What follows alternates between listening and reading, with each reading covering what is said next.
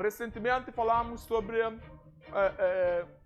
Itália, que vai injetar dinheiro a Moçambique, falamos da União Europeia, que tem injetado dinheiro a Moçambique, o presidente da República foi a Bruxelas e informou os moçambicanos que teve uma boa conversa lá com os europeus e dinheiro poderá entrar nos cofres do Estado. Estamos a falar de quase 20 milhões, 20 milhões de euros que a União Europeia poderá dar a um nosso país. Fora este valor, entre outros que temos recebido, ora DFNI, entre outras entidades, independente do regime, se é empréstimo, se é mesmo donativo, no último valor que fizemos menção, foi mesmo por uma questão de donativo, apoio a Moçambique para fazer face ao terrorismo, fazer face à insegurança, fazer face à atual situação existente nas escolas. Dr. Gonçalves, obrigado por ter aceito o nosso convite. Hoje vamos ter um debate diferente, contamos bem. Para estarmos aqui juntos, fazermos uma pequena análise sobre a vida do país e não só a questão da atualidade.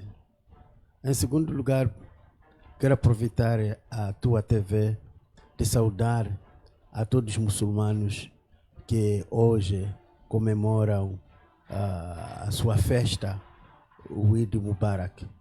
Então, a todos eles são bem felicitados por nós. Relativamente à questão que se coloca aqui, dinheiro sempre é dinheiro, dinheiro precisa de contas, o dinheiro precisa de uma gestão cautelosa.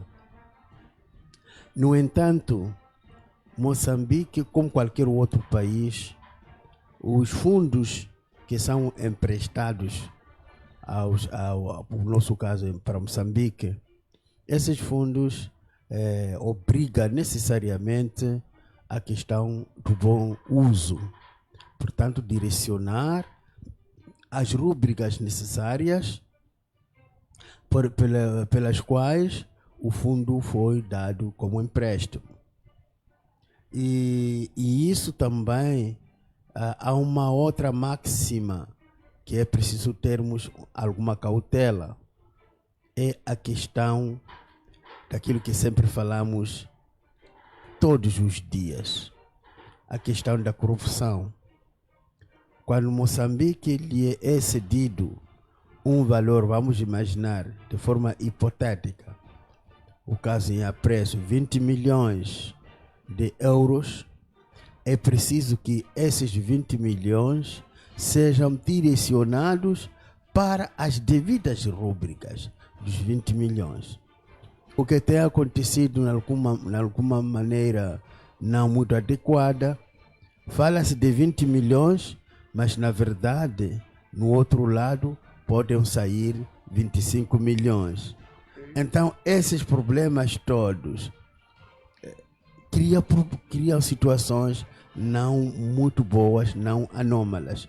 Eu confio nos dirigentes deste país, no próprio presidente da República, porque sempre ele tem nos ensinado que é preciso respeitar a coisa pública, a transparência, combatermos a corrupção.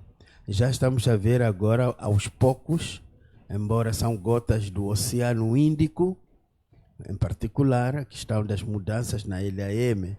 Então, são aspectos que eu acho que há uma grande vontade para que o país possa crescer num caminho correto. Agora, todos esses processos que estamos aqui a nos referir, há duas fases. A primeira fase está relacionada com a questão da diplomacia silenciosa, que o presidente Chapo lhe caracteriza. Essa parte é fundamental. Junto a isso, é a questão da credibilidade que o país, nos últimos anos, está gozando a nível da globalidade, a nível mundial. Então, esses fatores todos condizem com que, fazem com que, mesmo que hajam restrições para a maior parte dos países africanos, em particular, e da nossa região África Austral, em particular, digo, na nossa África em geral e em particular na África Austral, muitas vezes esses casos Moçambique não tem estado nessas listas por causa da boa imagem que Moçambique goza. Ok. Neste tipo de caso, professor, nós estamos aqui numa situação em que, por exemplo, vimos a Mozal, na governação do presidente Chissano, investiu em Moçambique. Alguém diz que Moçambique é aquele país sempre de mãos abertas, ter recebido dinheiro.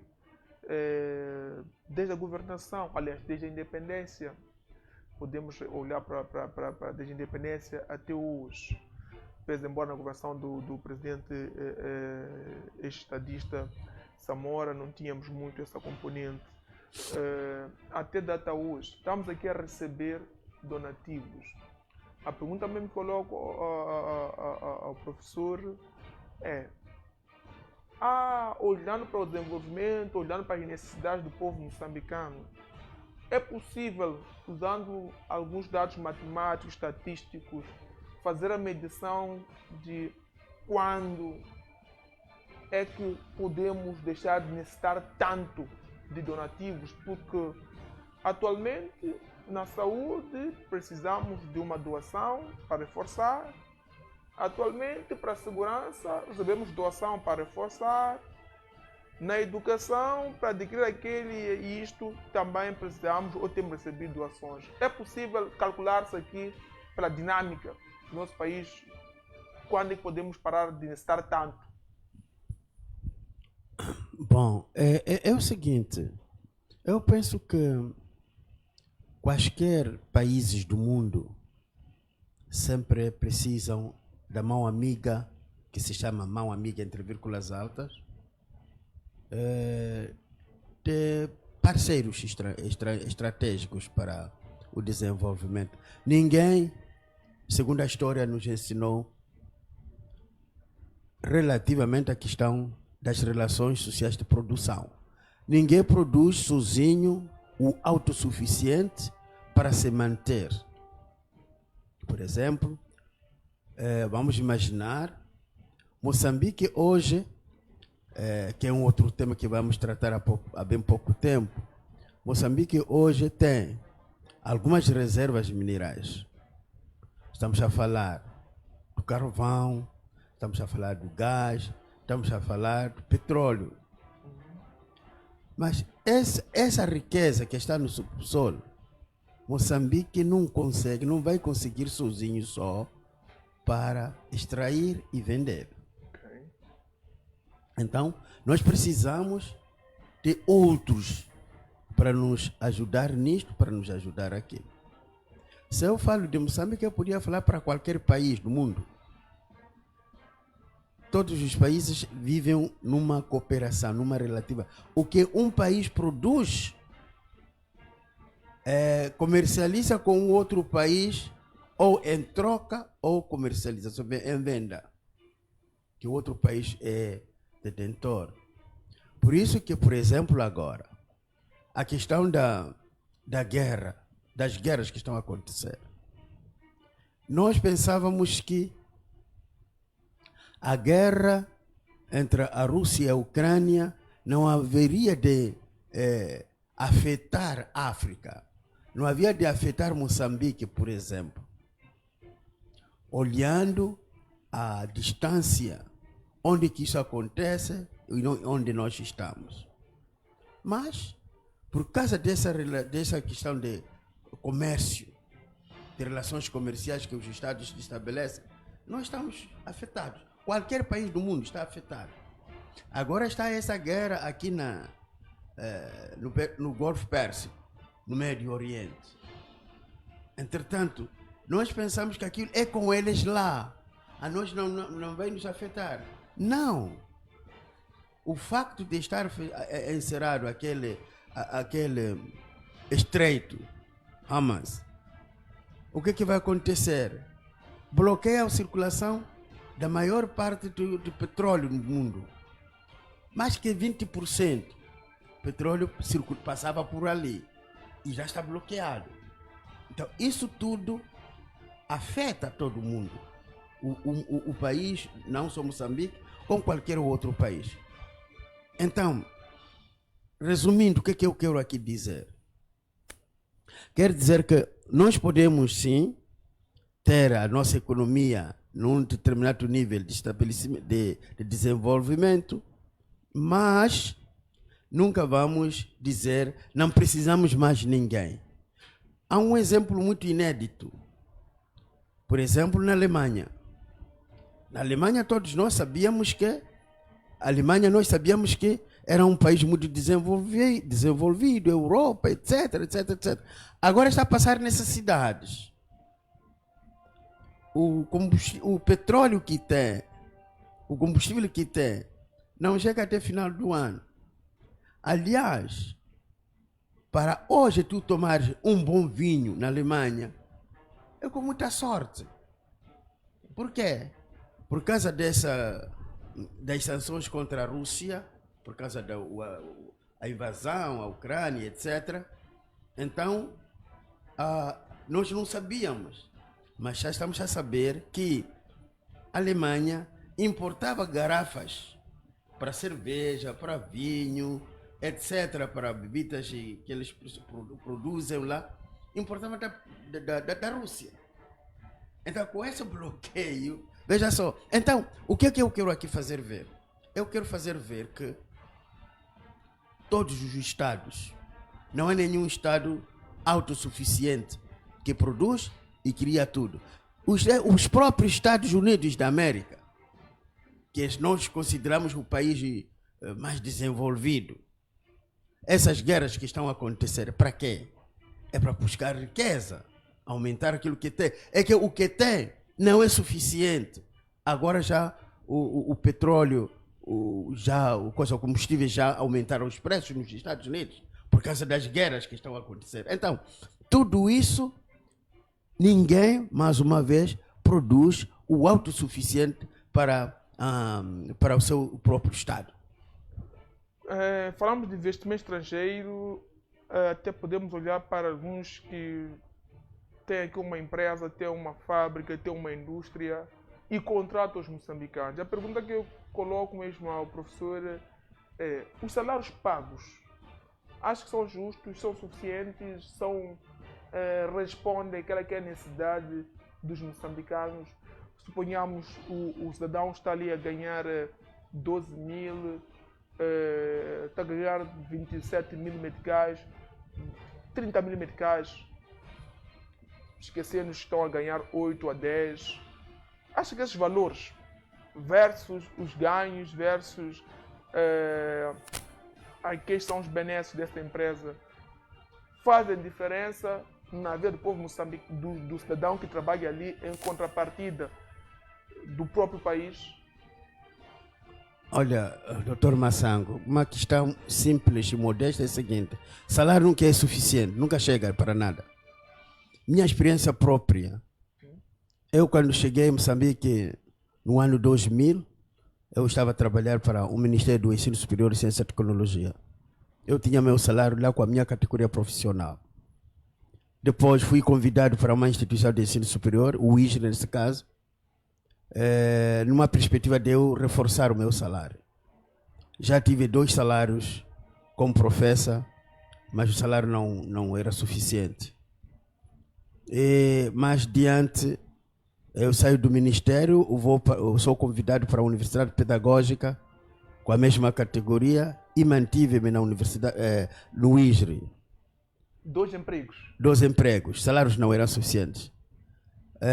Adiante, tive a sorte de elaborar um projeto ocioso, interessante, etc.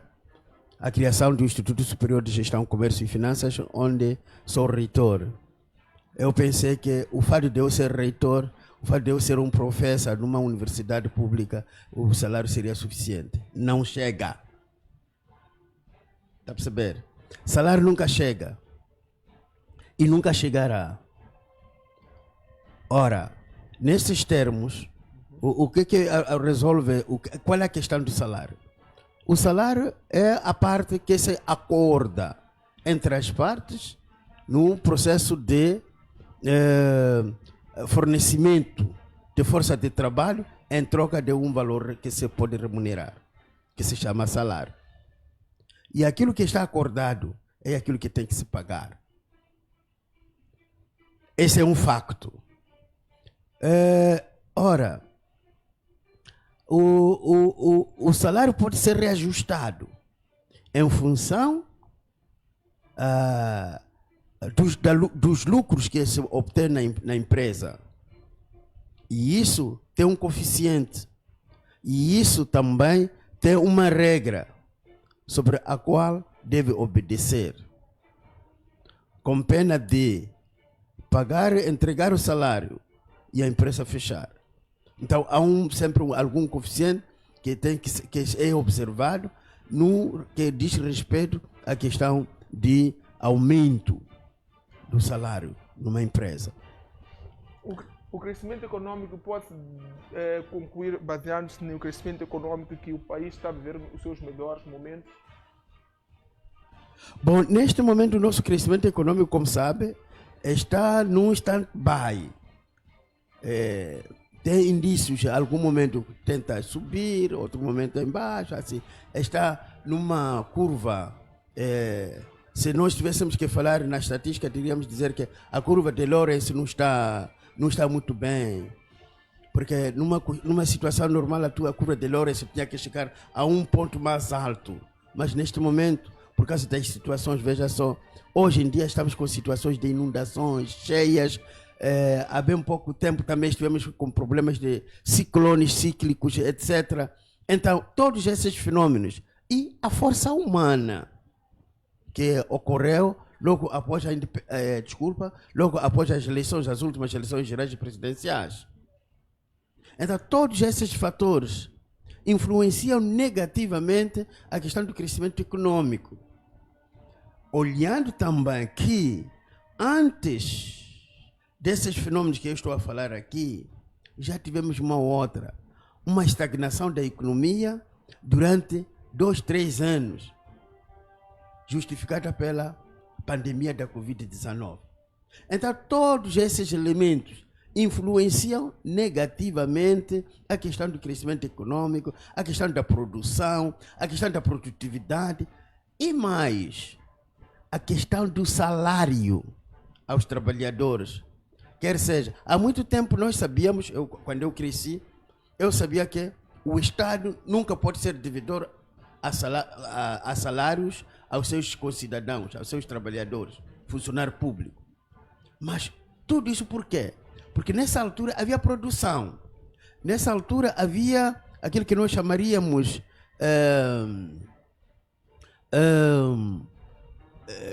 produtividade. Nessa altura havia. Era pouca, mas havia. Nessa altura não havia esses fenômenos que estão a acontecer agora, por causa de mudanças climáticas. As mudanças climáticas trazem consigo todos esses problemas de inundações, cheias, que lá quando. Muitas zonas aqui na cidade de Maputo não eram habitáveis. É lá onde passavam as águas. Não havia inundações na cidade de Maputo. Se houve, não me lembro. Então, todos esses fatores eram naquele momento. Logo, as empresas que existiam conseguiam cumprir com seus compromissos. Entre eles, compromisso com o Estado, pagamento dos impostos. Hoje em dia, são muito poucas empresas que o fazem. Não porque não querem, é que não têm. Bem, para terminarmos sempre deste tema, professor, estes investimentos que estamos a ver aqui no país enriquecem o povo no geral ou poucos cidadãos? E gostava que fundamentasse aqui a sua resposta. Os megaprojetos, nesse caso? Os megaprojetos, todo o investimento que estamos a ver aqui do estrangeiro aqui, está a enriquecer um grosso número de moçambicanos ou a um grupinho, no seu ponto de vista? Esses projetos, esses investimentos nacionais, estrangeiros, investimento estrangeiro no país, trazem consigo alguma mais-valia para o país. Eu vou dar exemplo. Temos os investimentos de megaprojetos, a própria Mozar já trouxe uma grande mais-valia. Temos areias pesadas, já trouxe alguma mais-valia. Estamos a pensar lá na Bacia do Rovuma, os investimentos que estão lá. Estão a trazer. Agora, uma questão que tem que ficar muito clara é que tudo quanto se faz, tudo quanto se diz, é um aspecto relativo.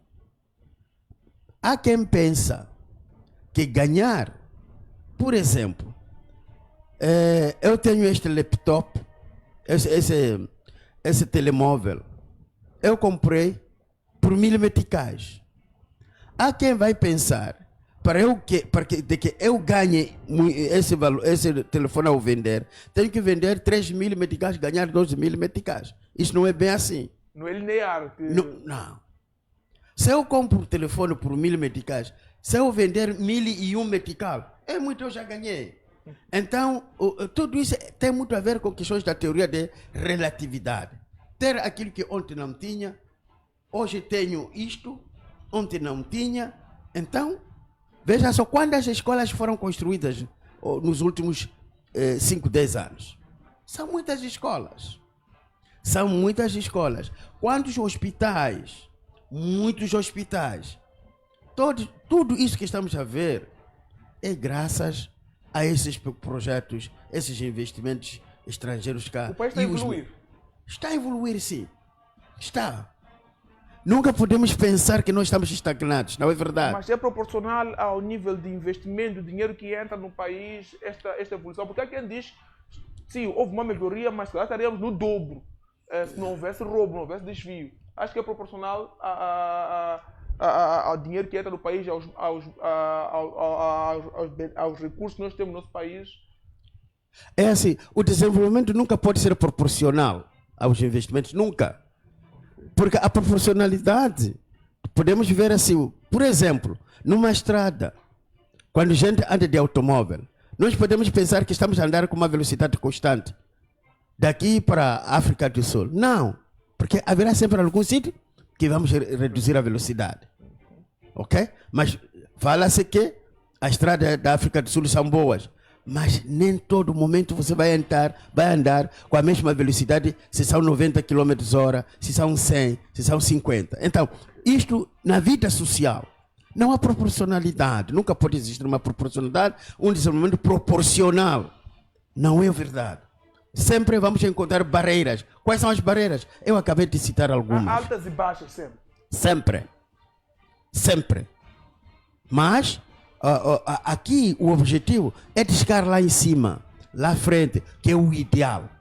Mas para chegar lá, como sabe, há muitas barreiras, há muitos desafios. Entre eles já falamos aqui, a questão da corrupção. É um desafio este, que temos que combater todos nós, onde estivermos, seja na sala de aulas, seja na universidade, seja na rua, seja no mercado, seja nas quadras. Nós temos que combater a corrupção. É um mal. Então, são esses que, na minha opinião, constituem desafios para o desenvolvimento. E o desenvolvimento nunca vai ser proporcional. Escreva isso. Ok. Nunca será proporcional ao desenvolvimento. Vamos ao nosso segundo tema, correndo contra o tempo. Já estamos quase na hora.